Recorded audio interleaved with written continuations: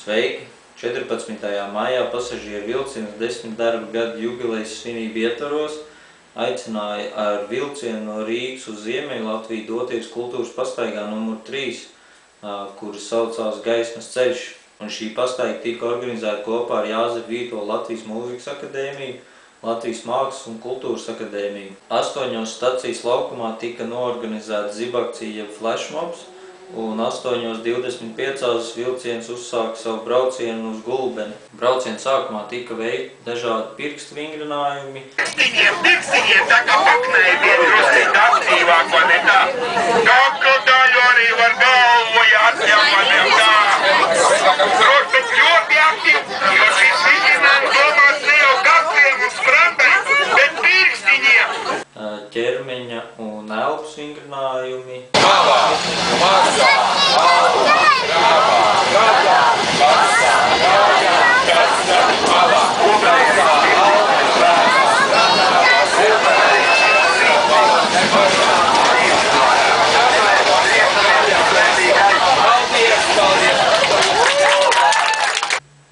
Kā arī balss nostādīšanas un dikcijas vingrinājumi. Viss neiedomājamākā komunikabilitāte un rezultatīvitāte ir brokeru kantoros.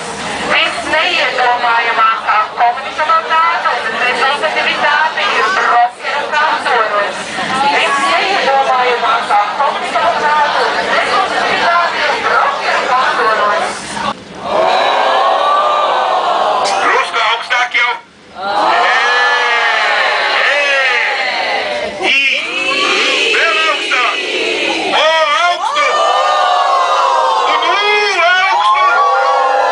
Brauciena laikā jaunie mākslinieki izpaudās, kā nu katrs gribēja. Iesaistot pasažierus, tika dekorēti vagoni.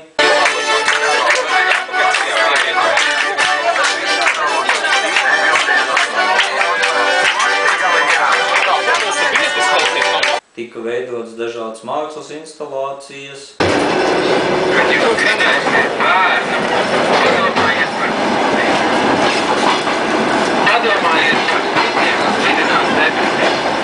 Tika gleznoti dažādi mākslas darbi.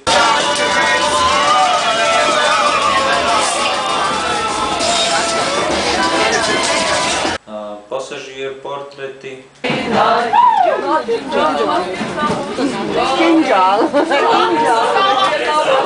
Kā arī daudz dziedāts.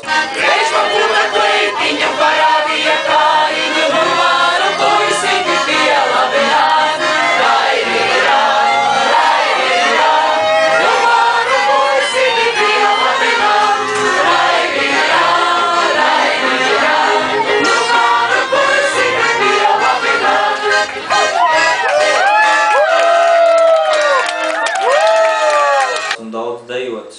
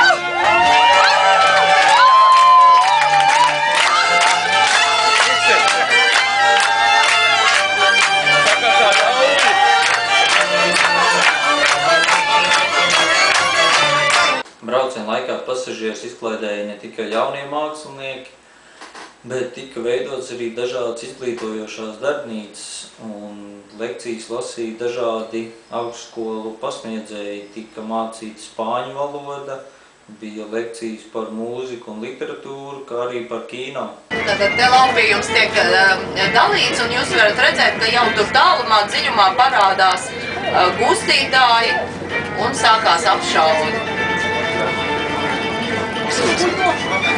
Ap 11. brauciens sasniedz Madonu, kur uzkavējās kāds 15 minūtes.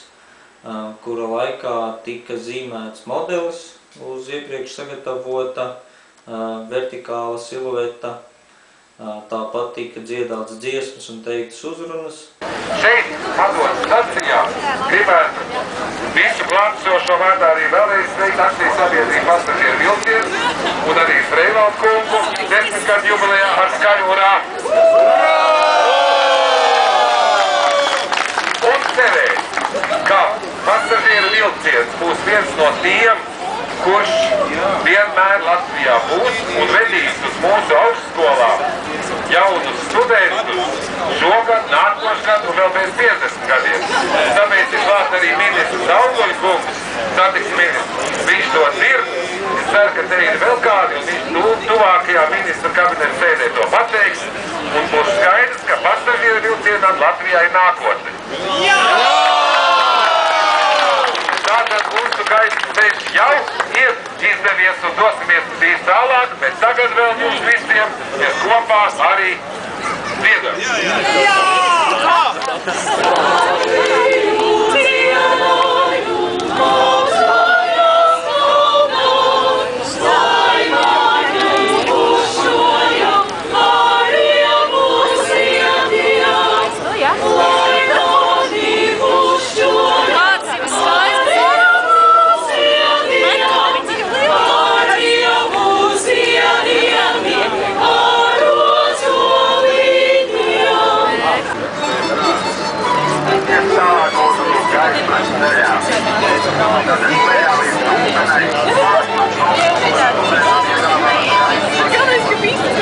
No Gulbenes brauciens turpinājās uz Kalnieni, kur brauciena dalībnieki tika vadāti pa muzejiem, tika pabaroti ar siltu zupu un siltu putru, tika spēlētas dažādas spēles un rotaļas, bija iespēja vizināties ar drezīnu.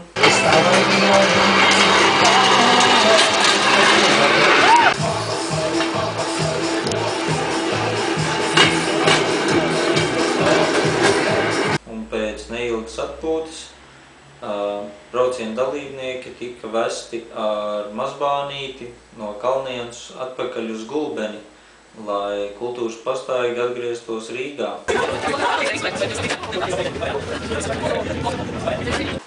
Atpakaļ brauciens uz Rīgu bija apmēram tāds pats kā uz Gulbeni.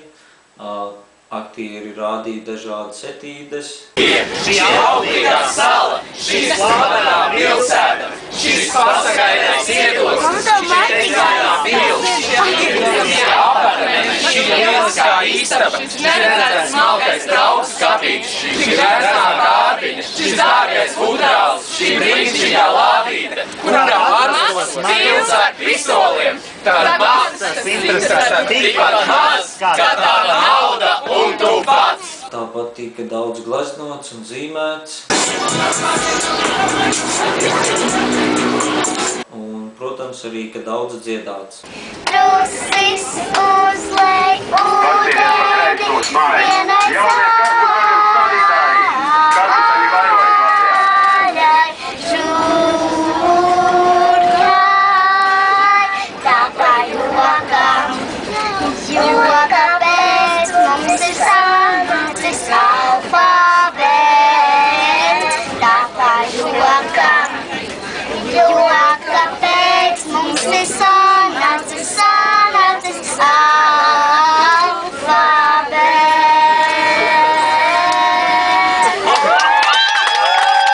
Tā kā šī akcija tika veidot vilciena standarta brauciena ietvaros, tad aprunājoties ar cilvēku, kur ikdienā pārvietojās ar vilcienu, nedzirdēja nevienu sliktu atsauksmi. Visi cilvēki bija priecīgi, bija garstāvoklis, bija pacelāts, un neviens nesūdzējās par iespēju vilcienā paklausīties klasisko mūziku vai pavērot aktieru kaut kādas etīdes vai padziedāt kopā ar mūziķiem. Tā kā, lai kāds vēl tikai pamēģina pateikt, ka Latvijā nav vajadzīgi mākslinieki.